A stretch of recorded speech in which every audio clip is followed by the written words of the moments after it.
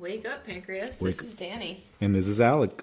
Welcome back to the third episode of Wake Up, Pancreas. Wake Up, Pancreas.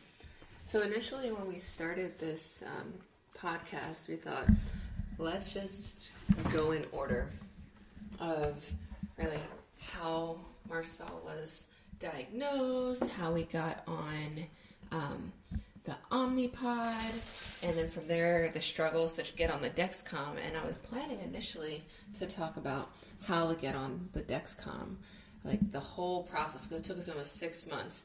But then, since we have a very active 5-year-old daughter with type 1 diabetes, yes, life we happened. do. Yes, it does. And the whole point of this podcast is really just talk about us being just imperfect humans trying to raise this awesome daughter who happens to have diabetes. So I figured today, like, we went out, we got pizza, and this thought came to my mind, was like, do you remember the first time you went out and tried to order food that you didn't make at home and count carbs? Do you remember? I don't even know what was the first time we went out. What was the first food we went out and got? Well, I remember the first time that I didn't know the amount of carbs in a food. So we probably got fast food at times, is my guess, because I would always look up, like, if we went to, like, get chicken or something like that, what the carbs were in it. But the one time we were in Colorado and we were at this, what was that? It was like an adventure center that it was outside. There was rock climbing, there was caves, and they had like this snack bar. And I was like, the kids are hungry, let's go. And there was nowhere to find the carbs. It's the first time. And I looked at the lady thinking everyone knows what diabetes is. Of course, everybody knows. Everyone cares about like the nutrition content. Like all these restaurants, even if they don't post it, they have it in the back. Like, yes. So I was like, you know what? I was like, hey, I know we just ordered these pretzels. I'm like, do you know how many carbs are in them? Do you have the nutrition content in the back? And the lady just stared at me. She looked at me. She's like, no. Like, what are you talking about? No. Like, you're in the wrong store for that kind of thing. And I was like, oh, okay. And I remember walking away and kind of feeling slightly defeated. Like, why don't these people care? This is a big deal. Like, this is a huge deal. Why don't they care? I had to treat my daughter. If I don't, she's gonna spike her sugar. She can go in the ketoacidosis, like DKA. So I'm just like, what the hell? And that's when I started realizing. I think you might have told me like no one cares but us. Like, I might have said that. Yes, something so simple. There's a possibility I said no one cares but us. Yes, but it rang true because the only people we hung out with were family and close friends. So yes, they cared. If they cooked something, they're like, hey, I kept this nutritional content for you just in case, and I used about this amount of scoops, and like we could calculate carbs. And it was the first time that I was like, why don't they care? It was like, this is such a big deal. But I realized life goes on. And if it's not someone's life, they don't care. Yeah. And it's for us to figure it out. And that's when I think from there on, anytime we went out, we would just guesstimate. We'd look at the food and we'd say, how much is in this type of food? Yes, the old guesstimation. Yes. So initially, they taught us how to count carbs, and we were like measuring. We had measuring cups. We bought these travel ones to put into my purse, which we never used. But they're still in our drawer. Are they? They are. They're still in the drawer, and we just never used them. Even though they're like collapsible, I thought we would measure out her food. And I think most people are probably the same. When you go grocery shopping, at least with us, and I'm thinking people at home probably think the same thing, they buy the same stuff most weeks. I mean, sometimes you don't, but for the most part, you're buying the same stuff. So I know with us, as we say we're doing pasta or doing some kind of Asian cuisine, but there might be some pasta in it, we already have that guesstimated out that like a half cup is about 25 to 30 carbs. Mm-hmm. We usually treat her for 20. Okay. Because she doesn't eat it all. But like things like that, we've started guesstimating and getting away from that. It's a science of measuring. And when we're out to eat, now it's just more of a, let's just Google it. Like, it's not worth our time to ask someone and have that awkward, like, interaction of, oh, no. You're diabetic. We don't know this. Oh, no, don't sue us. You remember, I think it was right after 2020, stores were opening, and this might have been the first sit-down restaurant we went to. There were burgers and there was shakes. And we asked, do you know how many carbs are in this? Yes. How many carbs are in this? And the restaurant owner was amazing because he came out, he's like, well, we do 2 scoops of this and 2 scoops, and gave us like the full recipe to help us calculate carbs. So that's what, and it was amazing, and he went above and beyond. Yes. So then when I went to this restaurant, well, I guess it wasn't a restaurant, it was like a little snack bar thing at this event center. It was weird to me, like, they don't care.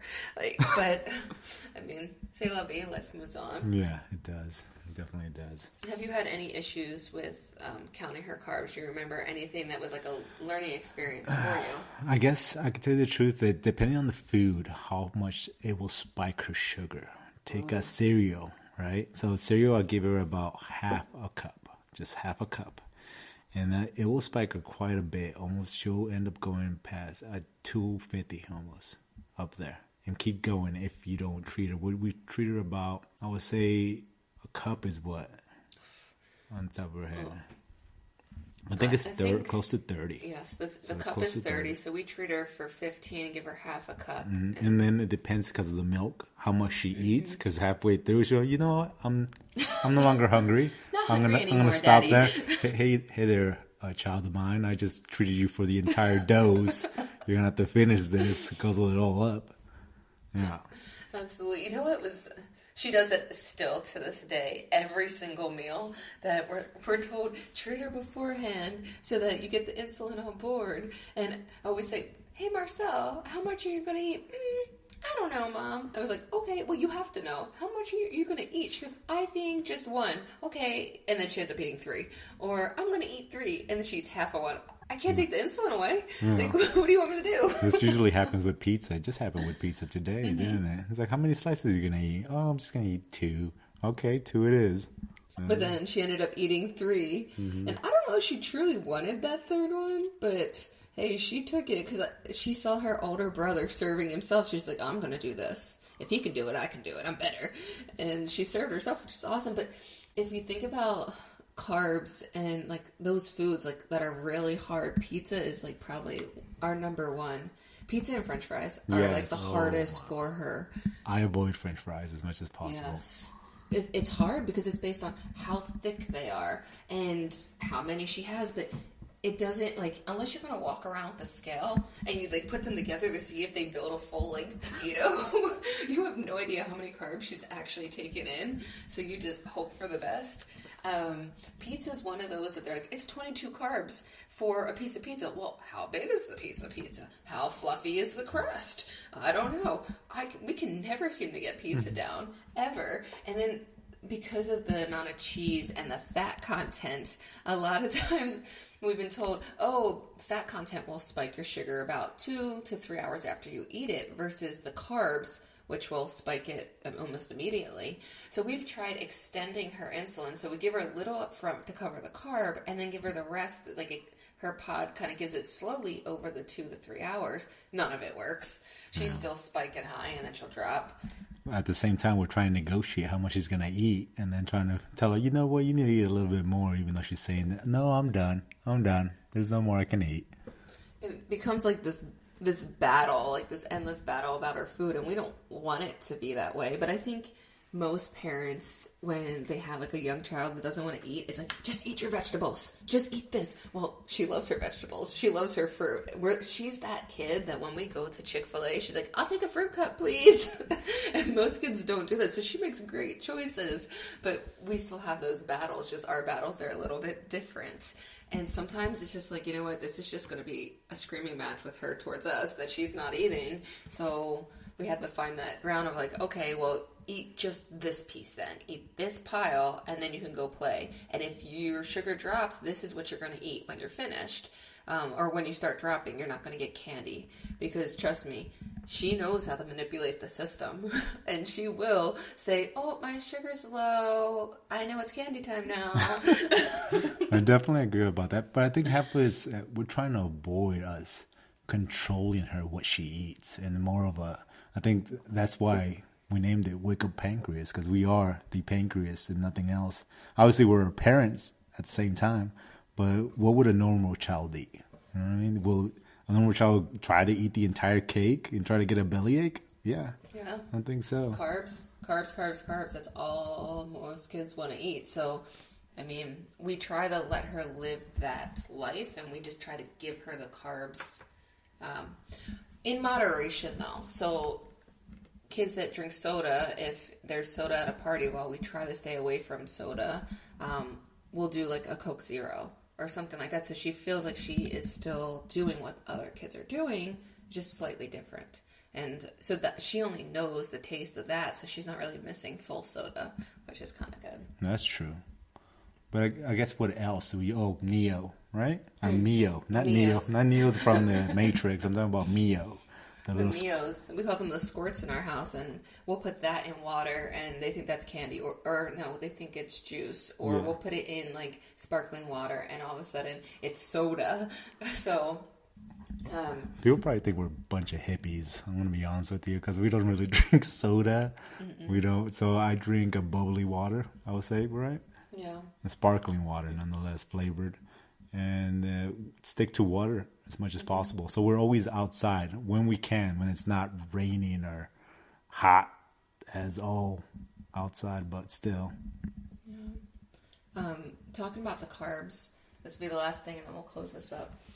Alex mentioned that the cereal is like surprising in the amount of carbs and how fast her sugar spikes. What I found the most surprising about cereal is that you can take plain Cheerios, or you can take the sweetest cereal out there, whether it's like Fruit Loops or Trix, and they have the same amount of carbs. They're all the same. Every single last one of them. They might be off by 1 or 2 carbs. But the highest carb out there that I think I remember is Life cereal. No, what about that keto cereal?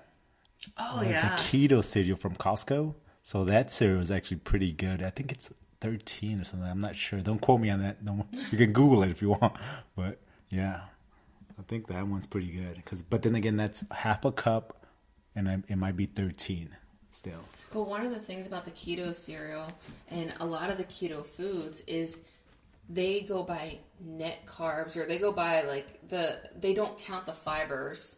So when you look at it, if it says like, oh, there's only like 4 net carbs in this bar, and then you look at it, there's actually like 40 carbs in it. Yes. But, I guess because it's probably fiber and you're not processing it, so your body's not absorbing it. But with her, she does. With her, it will spike her sugar still. So it's not the 3 carbs that you see. And I think that's been a learning experience too. And like, I'll have family members that are like, oh, I got the sugar-free one that has this. And then you look at it, or no, it's like low carb, but you look at it and it's like, but it's really not. But we really appreciate the effort. She is a normal human being. She's going to eat, and we'll just give her insulin. Like, don't feel like you have to change her lifestyle. Yeah, I definitely agree. It's just try to keep it as normal as possible and just treat it as we go.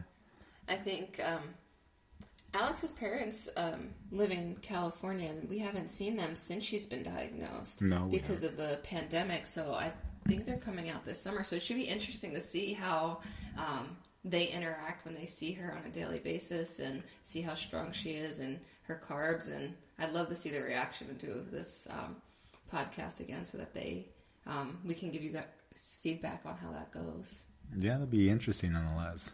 Okay. All right. Well, that's it for Wake Up Pancreas. Wake Up Pancreas. All right. Bye, guys.